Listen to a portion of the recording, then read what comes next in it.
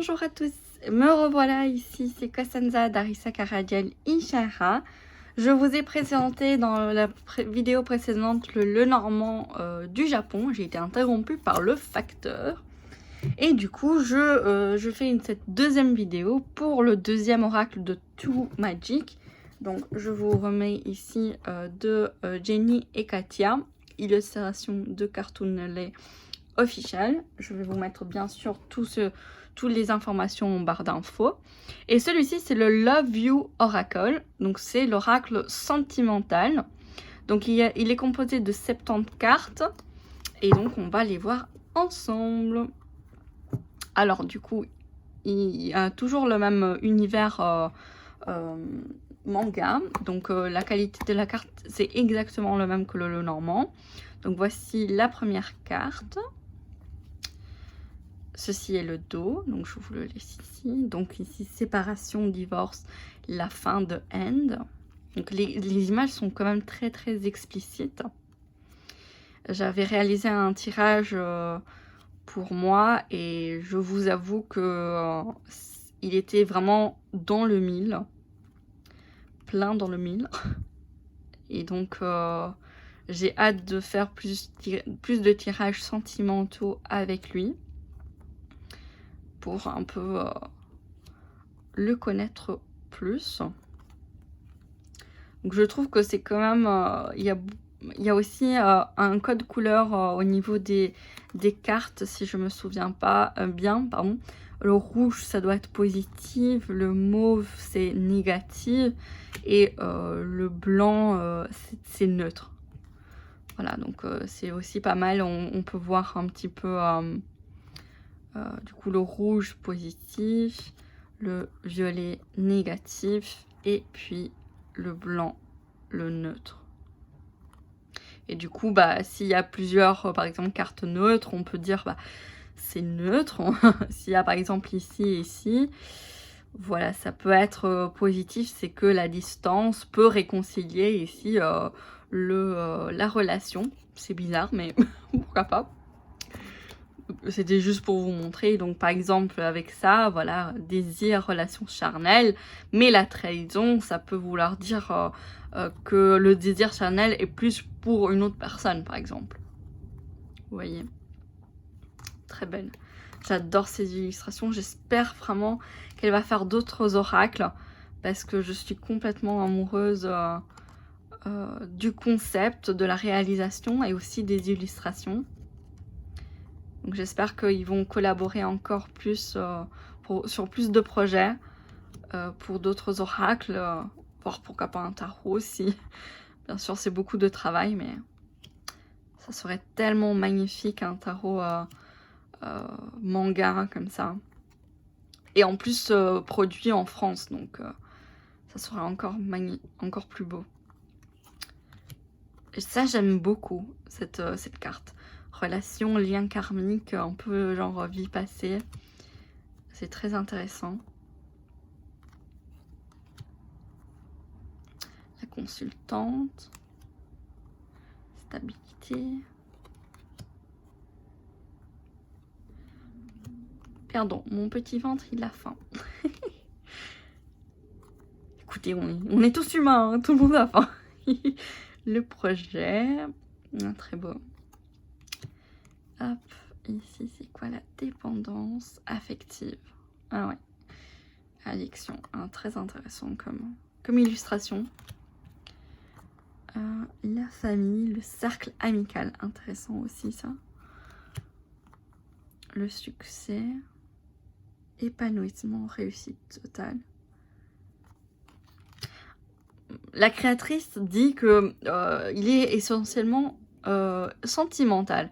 Mais je trouve qu'on peut quand même l'utiliser aussi pour tout ce qui est émotionnel aussi. Parce qu'avec l'amitié et tout, et donc peut-être faire vraiment un tirage plus général dans les émotions en fait.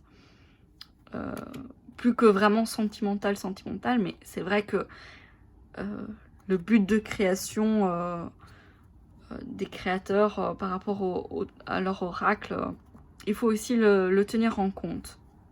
C'est vrai que c'est notre, une fois qu'on l'achète, c'est notre oracle, mais s'il a été créé pour une raison spécifique, il faudrait quand même en tenir en compte.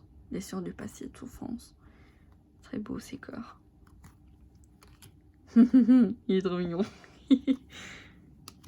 Période de deuil.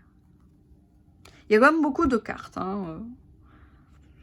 Changement rapide. Et c'est vraiment très bien équilibré avec des cartes négatives, des cartes positives, des cartes neutres. Donc, c'est vraiment pas mal. Et aussi au niveau...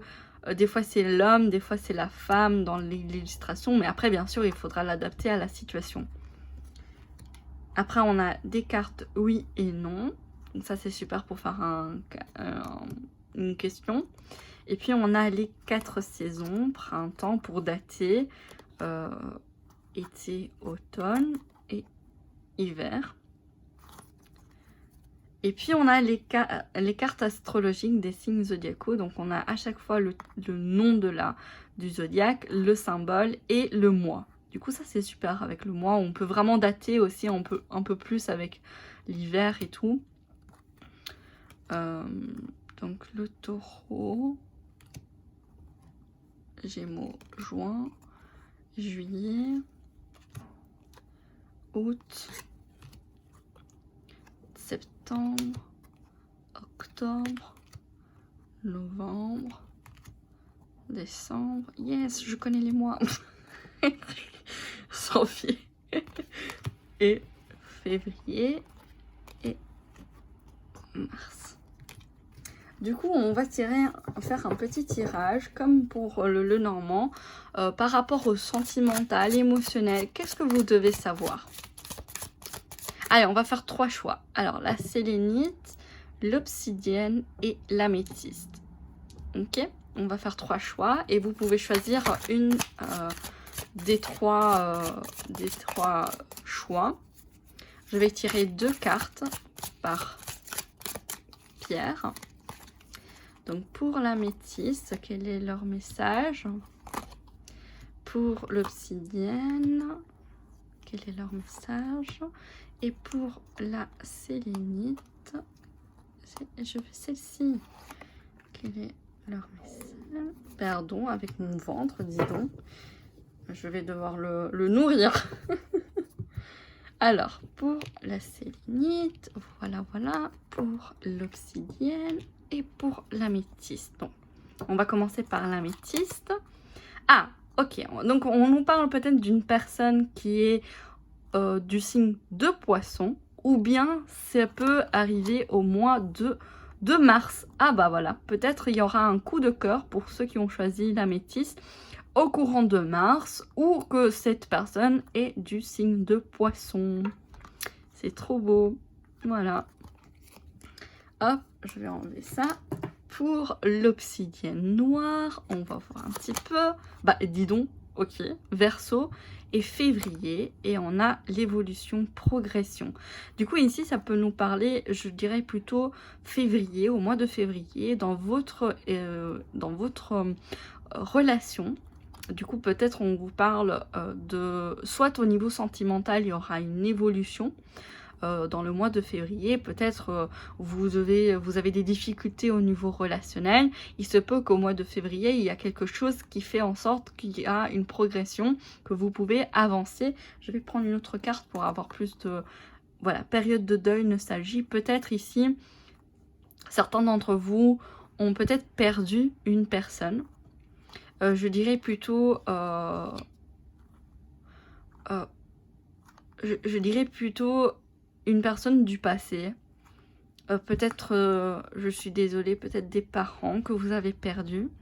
Et que c'est au mois de février qu'il y aura la période de deuil qui va évoluer. Genre, vous passerez à la prochaine étape.